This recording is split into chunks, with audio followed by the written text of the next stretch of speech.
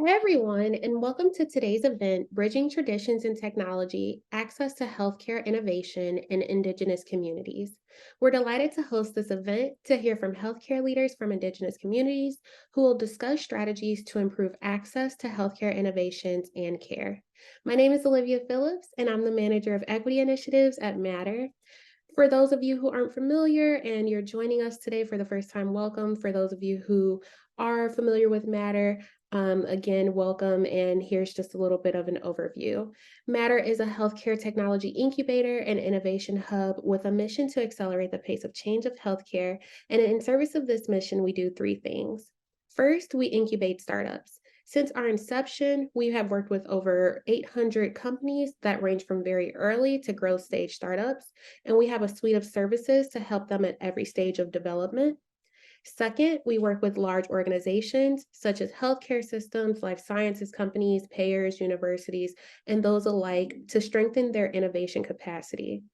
During this, we help them find value in emerging technology solutions, empower internal innovators to unlock the value of their ideas, and create a more human-centered healthcare experience through system-level collaboration. And third, we are a nexus for people who are passionate about healthcare innovation. We bring people together to be inspired, to learn, and connect with each other. And we produce a lot of programs such as this one, including large-scale events for the broader community and other forums exclusively for our members and also our broader audience. With that, we'd like to dive into the topic of today's event. So, according to the American Indian Policy Institute, 18% of reservation residents lack internet access, 33% rely on cell phone service only, 49% utilize land based internet providers, and 31% have spotty internet connection. The limited access to services presents major barriers to access to innovative healthcare solutions to improve healthcare disparities such as diabetes, chronic liver diseases, and more. Today, we're joined by Rafael Tapia, Director of Tribal Community Connections at Local First Arizona, for a discussion moderated by John Achoukian, Healthcare Management Consultant with CWH Advisors, to discuss the role of the digital divide in Native American and Indigenous communities, how to increase access to innovative solutions to improve health outcomes, and share strategies for innovators who are developing solutions to support Native American and Indigenous communities while respecting and preserving their rich cultural heritage. A few housekeeping things. If you have any questions for our speakers throughout the program, please put them into the chat. And also, everyone is muted. So, again, any questions or comments, please drop there. Without further ado, I will pass it over to John. Thank you, Olivia. Hi, everyone, and thank you for joining today. My name is John Achoukian, and I will be your moderator. I'm a healthcare management consultant with CWH Advisors out of Boston, and I serve as a mentor in residence at the University of Arizona Forge, finding opportunities and resources to grow entrepreneurs Forge. I'm here along with our guest, Rafael Tapia Jr., who is one of my colleagues. We both serve as mentors, and Rafael heads up Native Forge.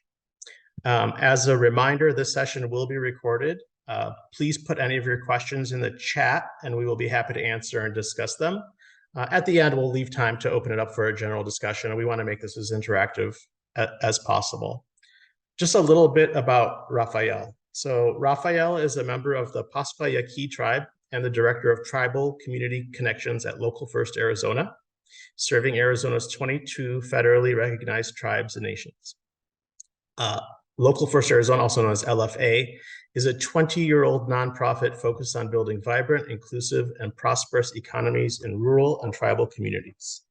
LFA services include business, workforce, community, and infrastructure development resources and advocacy. Rafael's experience includes being the vice president of a national Native nonprofit serving hundreds of tribal communities and director of outpatient treatment centers focusing on alcohol addiction, behavioral health, social, and residential treatment services. Rafael has an MBA from the University of Arizona and an economic development certificate from the University of Oklahoma. Thank you, Rafael, for being with us today. Thank you, John. Appreciate that intro.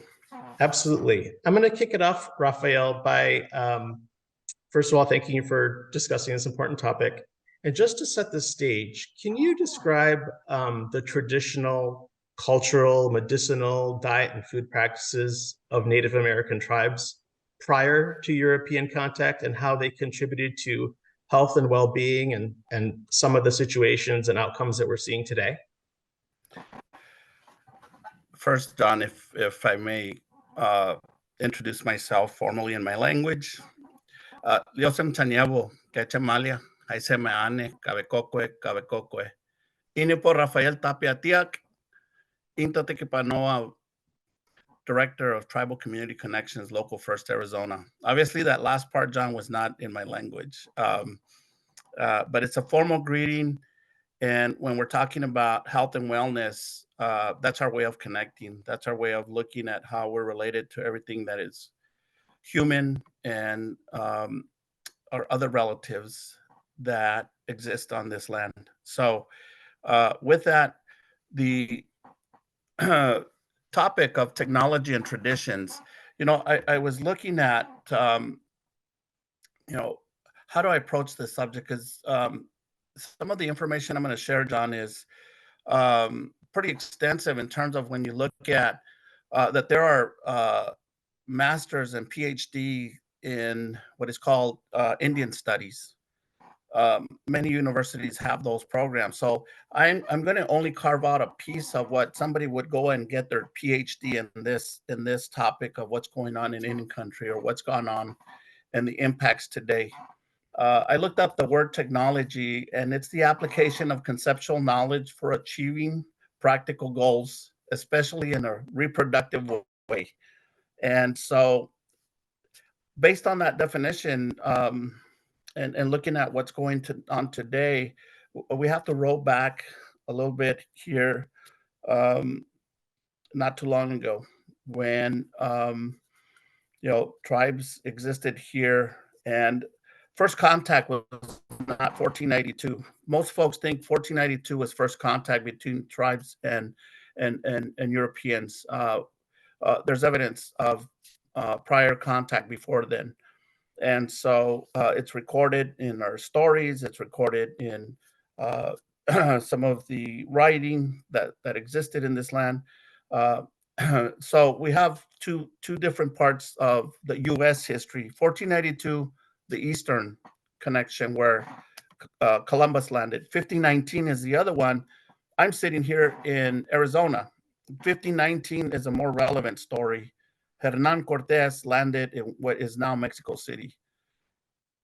We had the impact of the 1519 story, but we hear more in public education, the 1492, and then the expansion west of the Mississippi. But before contact, first contact, Native people, indigenous people lived in their environments, lived in harmony with their environments. It was a reciprocal relationship, a social relational model. It was not an extractive or a transactional only model where I'm taking but not giving back. The idea that we could own a mountain, we could own land was non-existent because those things were sacred. So contact changed a lot of how we looked at the world around us. As hard as we tried to maintain our way of life, the impact has been significant. Our food systems were disrupted, and initially at first contact, the idea was to look at from the exploration. Then it became the plan to eliminate or exterminate Native people. And so those were harsh times that have impacted generations. And you're seeing some of those impacts today where we're still trying to maintain and restore our ancestral ways. Tribes were not designated to a land base. Now we have 574 tribes that are federally recognized nations in the United States. So we have 574. before contact, there were thousands of nations here thriving with their own economic and trade routes and food systems, and those were completely disrupted. The food sources of Native people were part of the colonization and conquest, and controlling Native people.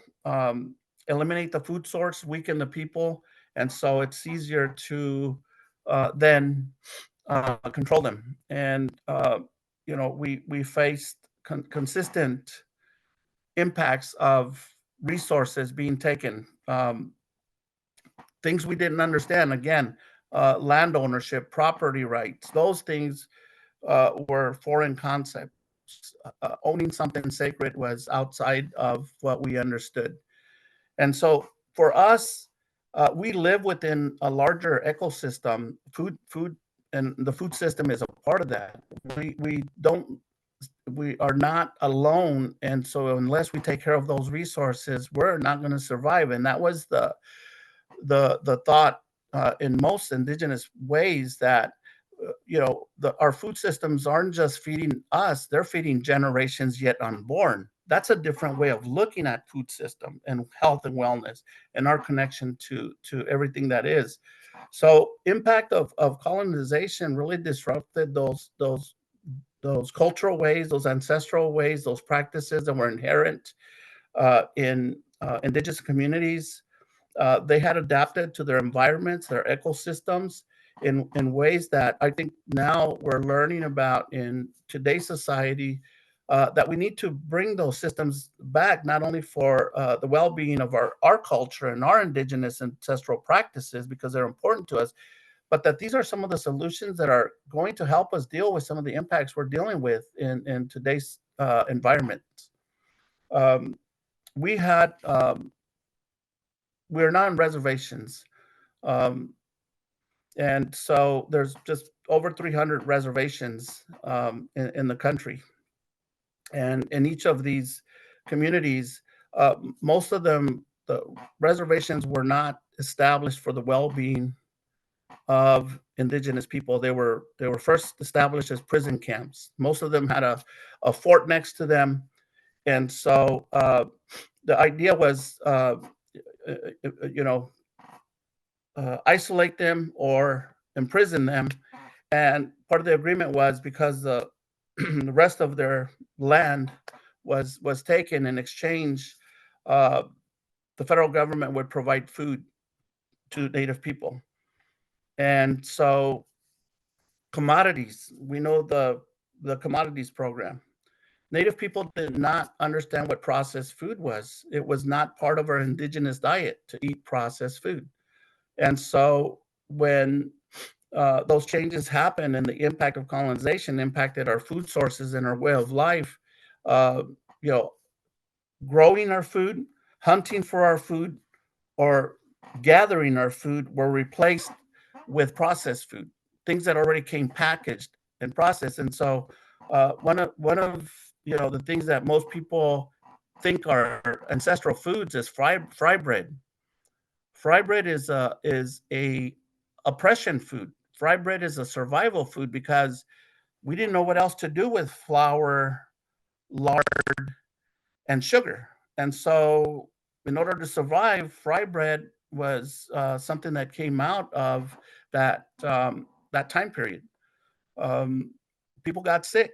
One of the biggest things that we're seeing in our community today is that these diets that we were introduced to, we're dealing with some of the highest rates of diabetes. Some of these health disparities are off the charts in Indian country, and it has to do with that impact that happened hundreds of years ago and that are still impacting us today. Thanks, Rafael. How would you say, can you draw us, I know you gave a great example with the fry bread. Can you give us other examples of the traditional diet and what the impacts have been to processed food, or the undermining of food sources, traditional food sources, and some of those conditions that we're seeing with tribes? So before contact, we either gathered our food and we were good stewards of the land, because we knew that if we over harvested that food, we could lose it. And so we had ways to move to different food sources depending on the climate, depending on the season. We knew enough of that knowledge to live in that way in harmony with our environment. Some societies had a root in agriculture, so they grew their foods. Three Sisters is a very popular native food: squash, corn, and beans. So most of what was uh, being grown here in the Americas today, I believe the number is 60% of foods that were originally here in the Americas are now what feeds the rest of the world. 60% of our world foods came from the Americas, and beans, corn, and squash are at the heart of it. So you have ancestral foods that were here. Um, the Three Sisters is a big one. It's very well known. And so along with that, you might have heard about the history of in the Northern Plains and the buffalo, and how important it was not only as a food source, but also as part of the ceremony and culture of the Northern Plains people. And that that the bison, the buffalo, almost was hunted down and killed intentionally to extinction. I mean, there's pictures of these mountains of skulls, and those were buffalo skulls, because the government paid people to get out there and kill the buffalo. Sometimes they were riding trains and knew where the herds were, so they hired these folks to get on the trains, and that was part of how they fought the Indian Wars. Undermine their food resources, weaken them so that it's easier to subjugate them. And so food was connected to a policy of extermination and assimilation. And so for us, those sources are critical today in order for us to restore not only our ways that kept us healthy for thousands and thousands of years, but are also going to be part of our future. When we look at, as I mentioned earlier, technology, how can you replicate something in a goal? Our goal is not just for our survival, but a survival of generations to come. And so we learn to live within these systems in that way. And so that knowledge is still fortunately intact for many of our tribal communities, very intact, that technology, that know-how. And so these ways are what is at the forefront of restoring our well-being and addressing some of the issues that you're seeing in Indian country, where those food resources impacted our health and well-being. Now, John, most folks look at food as a physical experience. We don't look at it in that way. Food is holistic. It's a spiritual, mental, physical, and emotional relationship. Something that gives you life. There's nothing more sacred than that. But a lot of times we've disconnected from that because we go and buy it. And what's sacred about getting a package of chicken drumsticks from and serving it? Well, in our communities, there's still that relationship where food is a spiritual part of our well-being, and we look at it as a holistic experience: physical, spiritual, mental, and emotional. Some of our foods that we use to season our food, we use in ceremony.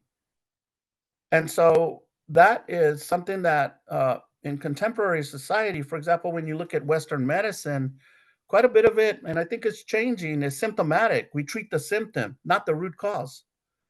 And so our way of looking at food and the role it plays in well-being is that if you're feeding your body, your spirit, your mind, your emotions, not only the good things that come in life, but also the food, it leads for a healthier person, healthier individual that's going to be a stronger member of that community.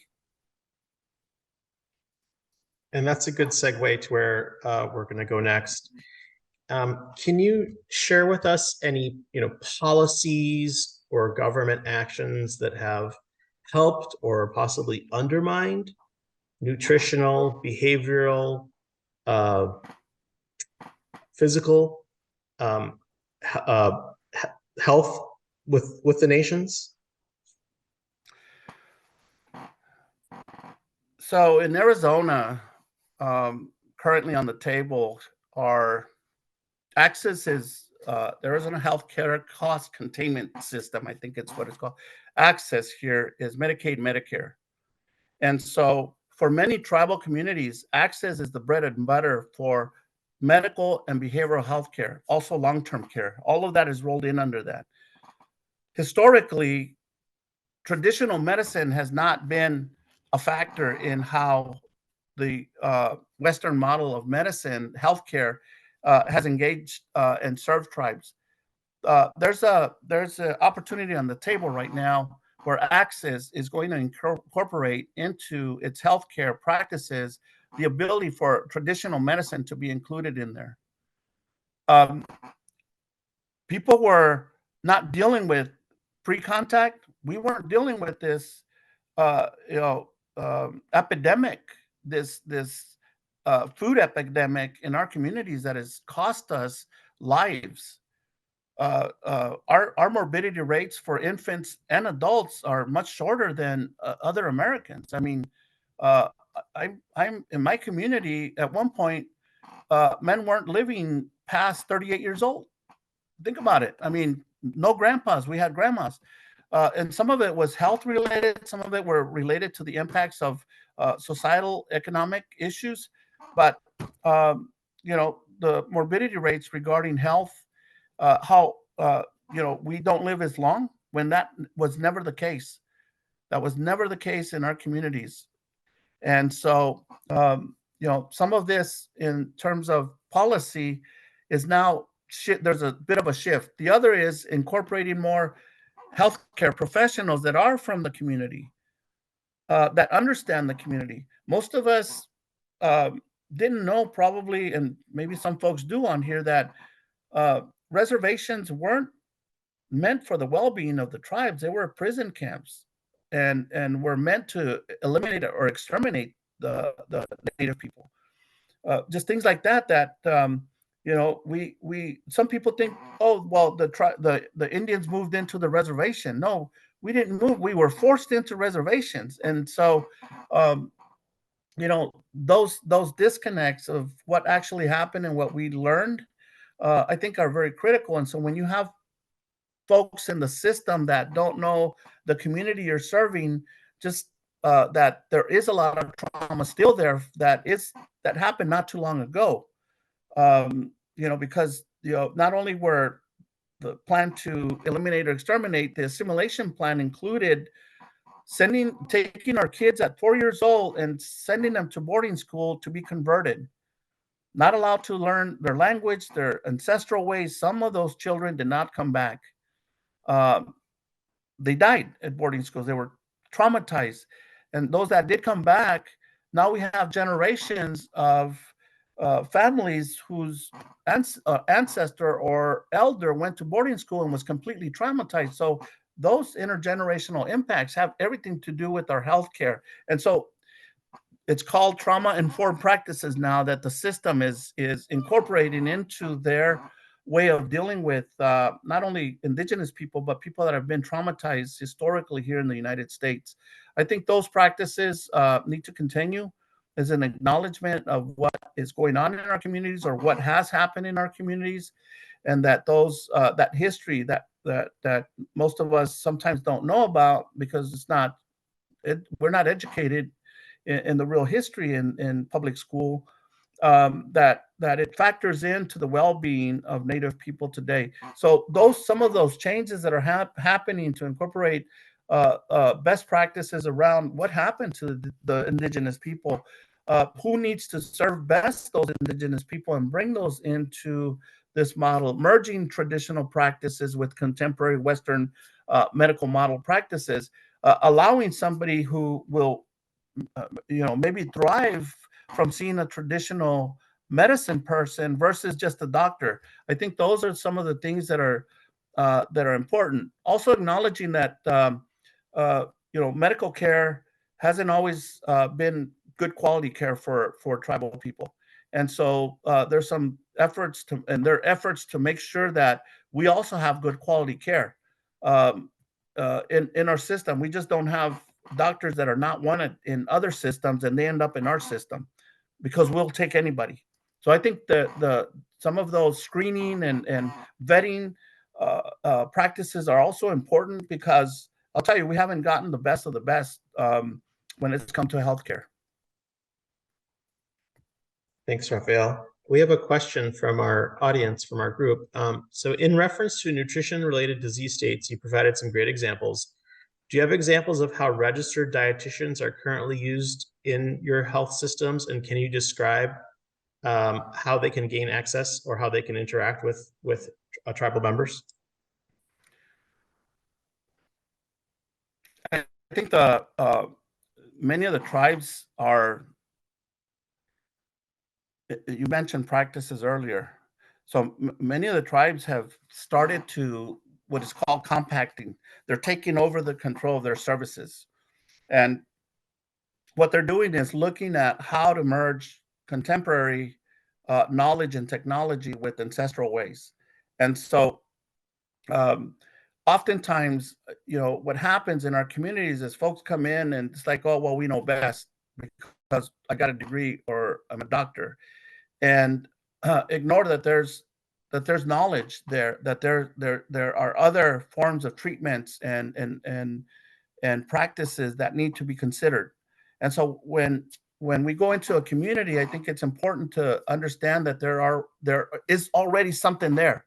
We're not going in just to fill a void. And how do we one, it might just be understand that something's there. Two is, how do I then merge what I'm doing with what's already there? Oftentimes, a doctor has never been exposed to a traditional medicine or a registered dietitian. They probably never sat across a traditional medicine person that knows botany, that knows the herbs, that could heal somebody locally, because those are part of the important part of the healing or wellness process. Exactly what that dietitian is trying to accomplish when they're going in and trying to impact somebody's health and well-being. So I think it's how we go about the approach, the mindset that matters. We deal as people being in our communities. There's a lot of distrust because of what's happened in medical practice. Either our knowledge has been stolen and now you see it commoditized, and some of the pharmaceutical companies own what we know. We're not making any money off of it. Or in some cases, our blood has been taken because we're a homogenous group and they want to study what that means. And it's impacting maybe potential outcomes for, diabetes treatment without the consent of the people. So the medical profession, there's still a distrust in some of our communities. So we have to understand there's that relationship we need to address, in that I can be trusted. I'm talking fundamentals here. Unless we can get to the relationship and hurdle that obstacle of the distrust, of the history, the trauma that's there, we're never going to get to what we can actually do and help one another with. So I think it's really important to look at that even before contact. How am I approaching that community? How am I understanding that community? What do I know about this community? And each one, I mentioned there's 574 reservations. They're all unique. Some of them have their own language. They're not all one language. A lot of times Native people get lumped into, Native Americans. We're both an ethnic and a political group. So we have a very unique situation here in the United States. And so our interactions can be very complex. Not all of us have clan systems. Some of us have kinship systems. And so I would say, know the community that you're going into, try to get as much information, because then that helps you to build that relationship to then apply what you're trying to do as a registered nurse or a doctor in serving that person that you're working with. Thanks, Rafael. During a recent conversation, I know you were there as well, we had with some tribal members. We learned that there have been some more local tribal health initiatives that have incorporated traditional medicine. And it has really led to some increased engagement, adoption of health services, improved outcomes, actually some enthusiasm around healthcare. Can you share some of the examples with the tribes that have implemented these initiatives, and share with us, like, I know you've already been sharing a lot of it, but what it's taking to change the perceptions and view towards healthcare? Because I thought actually that was one of the more positive conversations we've had recently. Maybe you can elaborate on that. Absolutely. It's exciting to see those advances that tribal communities have had to initiate, even though it sometimes obvious. There's practices here that could potentially impact people's health and well-being, and have a tremendous impact in their lives. But it hasn't always been incorporated into how funding or resources or programs have been established. Tribes have had to advocate, lobby, tirelessly, fight for that right to have those types of services integrated. Some tribal communities have created alternative medicine programs where they have chiropractic work, where they have acupuncture, where they have a naturopathic doctor with a traditional medicine person treating a patient. And then you have the Western service model services where they go see an MD or a specialist. And so it's exciting to see the integration of those and the impact it's having, because when somebody goes and sees, we're taught from the beginning about our role as an individual in the much larger scheme of things, our family, our community, our world. And so when you go to a place and you don't see yourself, it's like, well, how can I access this and connect with this if I don't even see myself? So when tribes are engaging their own practices, engaging their own medicine people, opening up options for their citizens to be well, and they have a choice where before there wasn't a choice. It was this way, or in some cases, IHS and other medical facilities can maybe, there's some data on this. Most of us will wait till we're in serious health conditions until we'll go to the doctor. Unless we're dying, we're not going to see a doctor. So that preventative medicine that could be there, I think now with the changes that are going on, we have more opportunity in this integrated model to focus more on the preventative versus waiting until somebody's in a crisis. And it's been because of those changes that are going on in the healthcare systems that the tribe have been putting together. Some, again, have created their own services side by side. IHS is the funding that's received from the federal government to provide healthcare. And I believe IHS has been also doing work to really reinvent themselves to look at incorporating these practices, or even referring people to folks or organizations that provide those resources that they might not be able to provide, given that, some of these traditional medicine practices, it's not like you can go to school and then do it. It's inherently it's inherent, something that is they learn through the ancestral and the tribal practices. There's no school for it. So finding those resources is also a critical point in what's going on here, because they're identifying these individuals and bringing them into the healthcare process. Excellent. And that's a positive. What do you think changed, Rafael, to get IHS, on board with more of the traditional medicine, or do you think it was inevitable?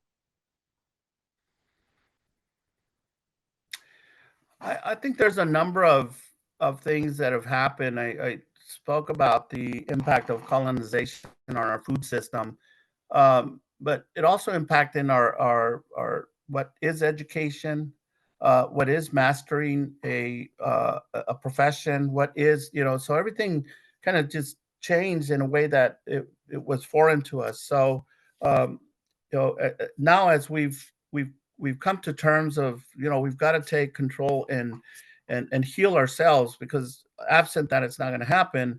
And tribes have been making headway in how it's doing that to take back control. Um, in some respect, living on a reservation land, you're still considered a ward of the federal government. Reservations, the land is still owned by the federal government. It just happens that that tribe happened to be in there. They can show that they live there, and so okay, this is who's going to live there, but it's still owned by the federal government. So control over your current situation and your future are things that are going on. And education is one of the things that we've been seeing in tribal communities that has taken a foothold in impacting these other areas of healthcare, of law, of policy, of practice. Because now we have folks that are educated in these systems that have their degrees, and so we've learned to live what you call two worlds. We have our world, and then we have the world outside that looks at things differently than we do at times. We have some shared views, perspectives, obviously, but then there's other things that are very different in our orientation to how we look at the things that we experience in life. And so education took a while because education in the beginning was harmful and a threat to our existence, boarding schools. And then now, we have a generation that are going and getting their degrees, and healthcare is one of, education is the other, legal, business. And so that knowledge that we now have about how these systems work, because we're very fluent in that system at these levels, we're able to advocate and articulate how some of these things need to change, and the future that we can be a part of. We need to be part of the future in how these practices and how policy is shaped, and how at the end of it all, when it gets delivered to the citizen, how that's transmitted at that level.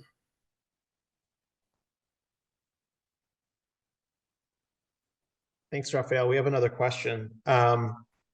So I think where this question is going is kind of a geographical look at things, and which indigenous groups or organizations you would recommend someone to pursue an innovation and partner with, and how would they find or be introduced to such groups? I know you mentioned, I think, 574 tribes. So their actual specific question was, is there information about this at the county level?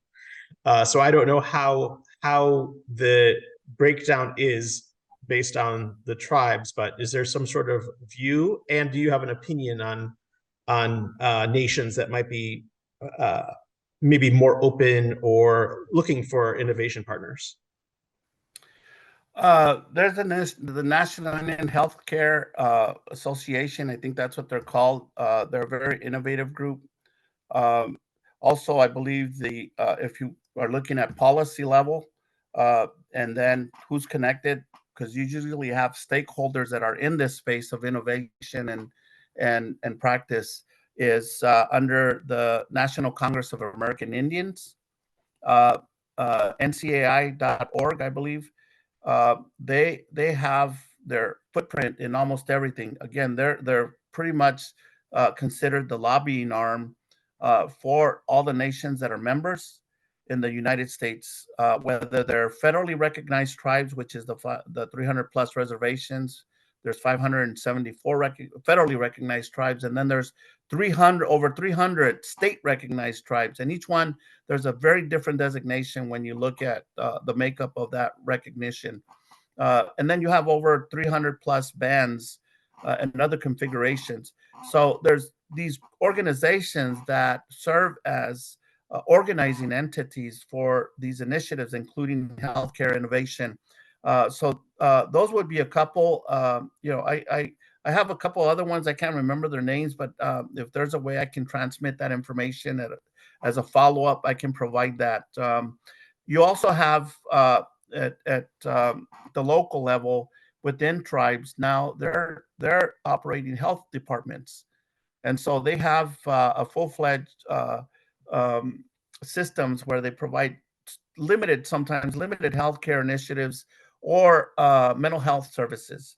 And so they're always looking to partner and collaborate. They're under the tribal government. So most of these programs are subunits of tribal governments because they're considered, each tribal government is considered a sovereign nation.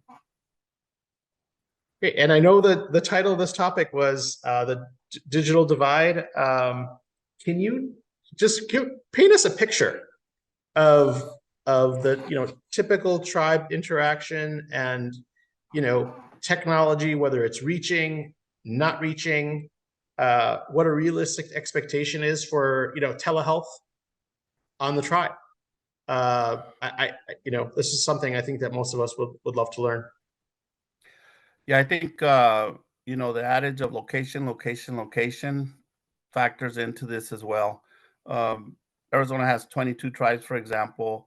And so we have Salt River, Pima, Indian Maricopa Reservation. We have Gila River Indian community. Those communities might be more connected, but you still have pockets within those communities where you can't have access or the bandwidth. It's just not there. Then you go up to the Four Corners area of Arizona, and you have deserts there where access to connectivity is just non-existent.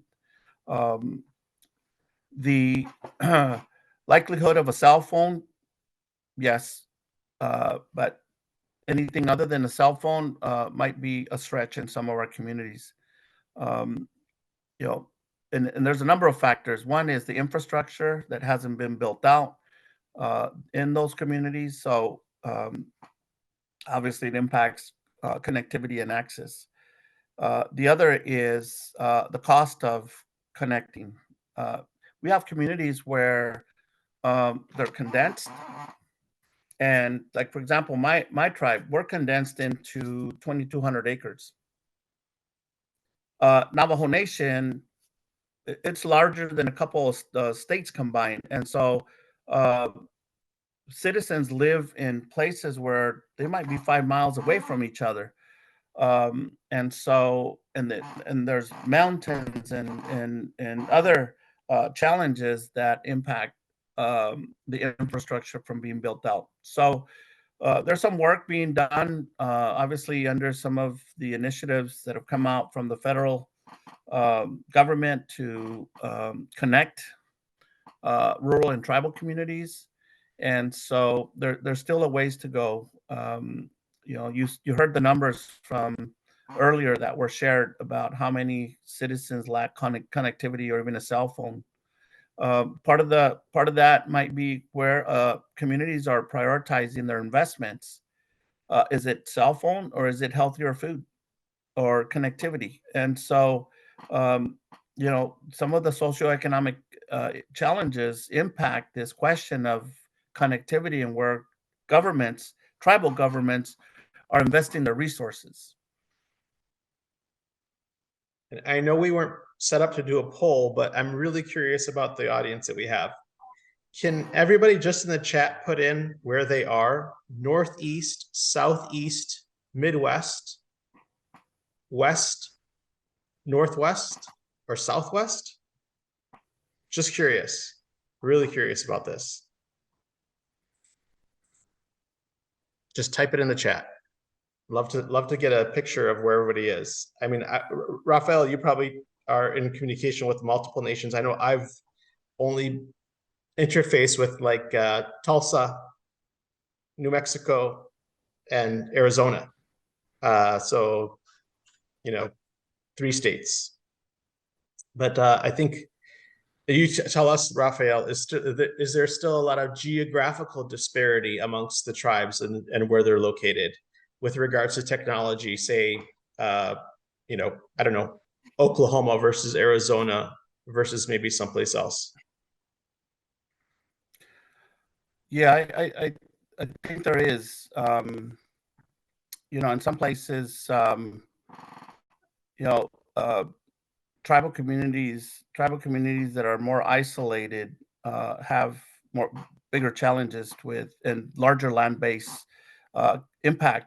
The technology access and the infrastructure. It's a cost issue, and then sometimes there could be implications of, for example, some communities.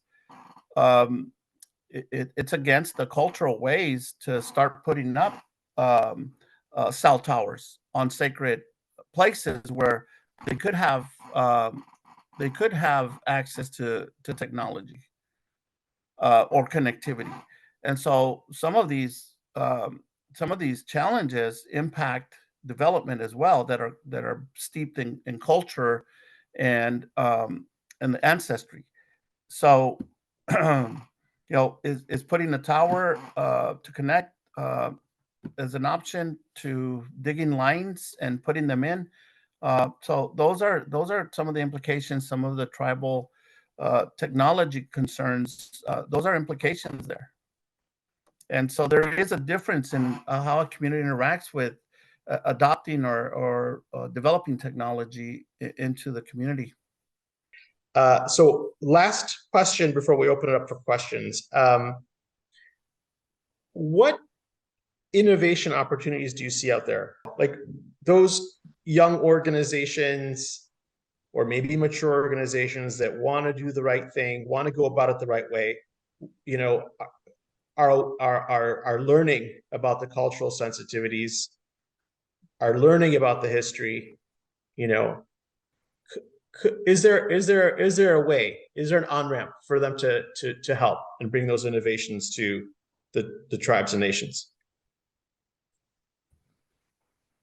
Yeah, I think, again, there are these movements in Indian country to bring these technologies that are going to impact health and well-being for the citizens.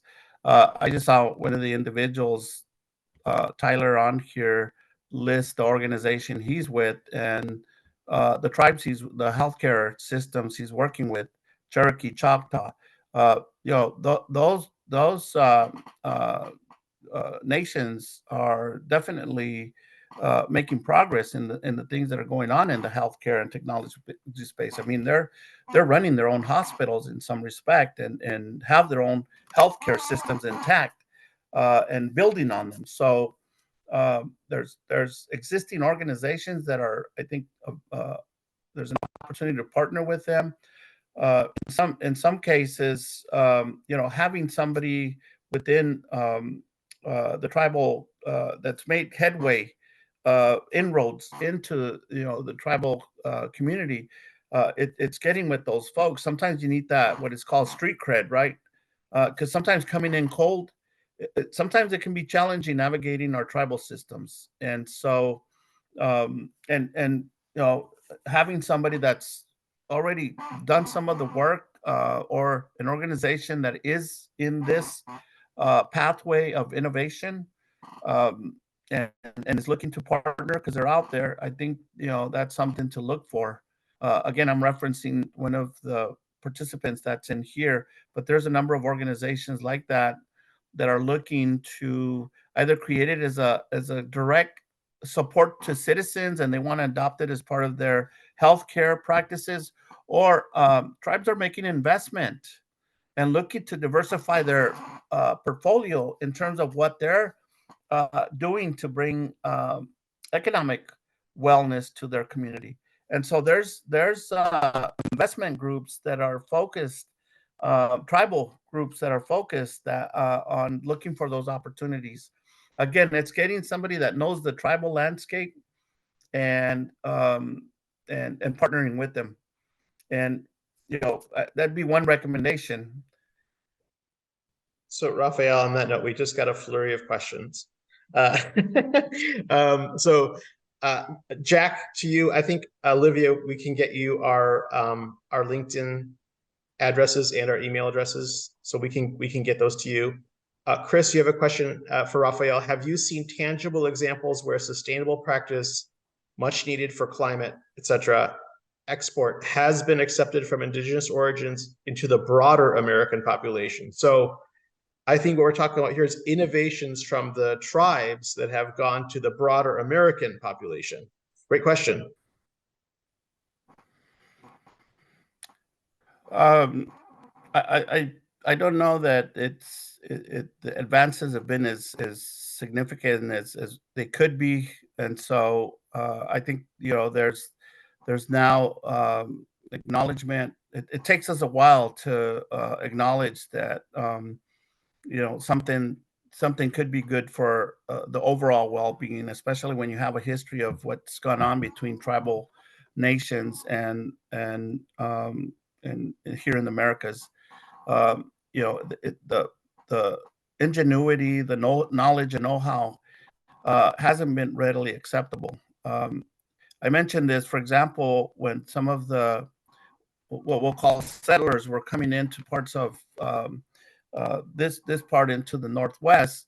The tribes they observed the tribes burning the land, and they thought they were crazy for burning the land.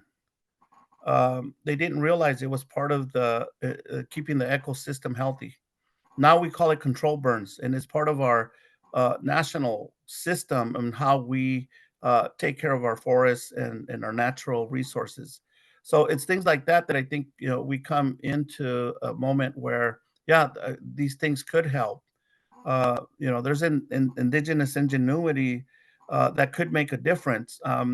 I don't know that it's quite there yet. And there's two parts to this. One, because of that history. The other is because sometimes tribes feel like there's always this extractive relationship where it's taken from them, and then somebody else ends up doing something with it, and they never ask for permission.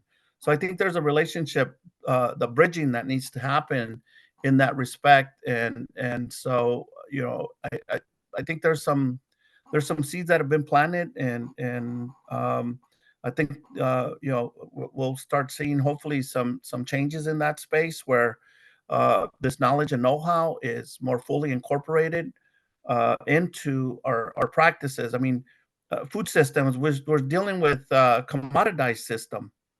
The commoditized system now is taken over by big corporate. We have small farmers and growers or specialty crop where it's not commoditized. They're going away. They're going away, and so we have some challenges here. And so, how do you commoditize indigenous ingenuity when you have the bottom line that is the priority, not the health and wellness of the food that is being produced and sold and consumed? There's one last question, maybe we could fit it in. There's a question is, do you feel that innovations like you were talking about in the tribal community can also be cross-cultured to other communities, i.e. the migrant communities and migrant communities that are coming in? I think our folks had extensive networks. Indigenous people had an extensive trade, and in that trade and economic network, we also had knowledge we shared about practices. So I know that for Indigenous people, there was always that in place. We learned from one another. We contributed to the well-being, and I believe that that is possible, because at the end of the day, if something's good for people and it's done in a way where they understand it's good for them, I really think that people are going to go for the impact that it's going to have in their lives versus where it came from. And I think that's how we approach it. I think makes a difference when we put that into practice. And so the goal is to get people healthier and to be well. So I really think that is a possibility. One is making sure whoever owns that technology or that know-how, that knowledge, that there's a respect given, that permission is asked, because again, a lot of the distrust comes from things just being taken, and then it never benefits that community themselves. And then somebody else is like it's theirs, and this is not something that they got permission to use. So always kind of paying attention to those um, you know, things that matter when using somebody else's information. We talk a lot about technology and trademarking and all these. Well, we've never operated in that system, but even the technology world. Well, if you built something, you created, you put a patent on it, you put it's mine. If somebody else were to use it, that person that built that, conceptualized it, they wouldn't like somebody else going off and benefiting from it when they never asked them. So it's kind of the same way in this way of incorporating ancestral knowledge. All right. Rafael, any closing comments? First of all, I want to thank you so much for taking the time to do this today. Every time I speak with you, I learn something new and more, and makes me want to help more however I can. So thank you. Any closing comments from you? So I really was excited about coming on and sharing a little bit about what I know is going on in our communities. And so I think the opportunity to share information and if it's new or something you've heard before, part of what I think is important is the more we know about a community of people, and the better we're able to relate. I think the stronger the relationship, and in many of our communities, that relationship matters, and it's front and foremost. So I think that me being here, looking, even though we're in cyberspace, looking to connect with people in this way, it's an honor for me, and I hope that as part of what you're looking to accomplish and support in the space of health and wellness for Native people, I hope that there's something that has been helpful to the path you're taking. So I appreciate your time. I know everybody's time is valuable, and so that's kind of part of what we when we introduce ourselves. It's kind of acknowledging that this time that we're together, it's important. And it's important because we're trying to accomplish something here, and if we can get something from this exchange, it might make a difference. So thank you for this opportunity and for being able to share some thoughts here. Excellent.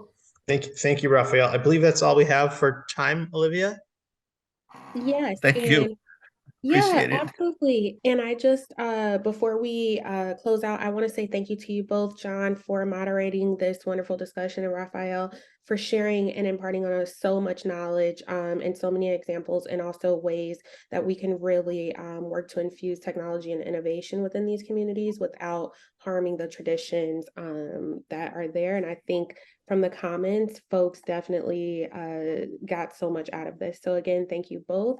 I just wanted to share again that this was recorded, so you will receive access to the recording, a short survey, and the recording will also be available on our website at matter.health/live. So thank you both again, and have a great rest of your day. Take care, everybody.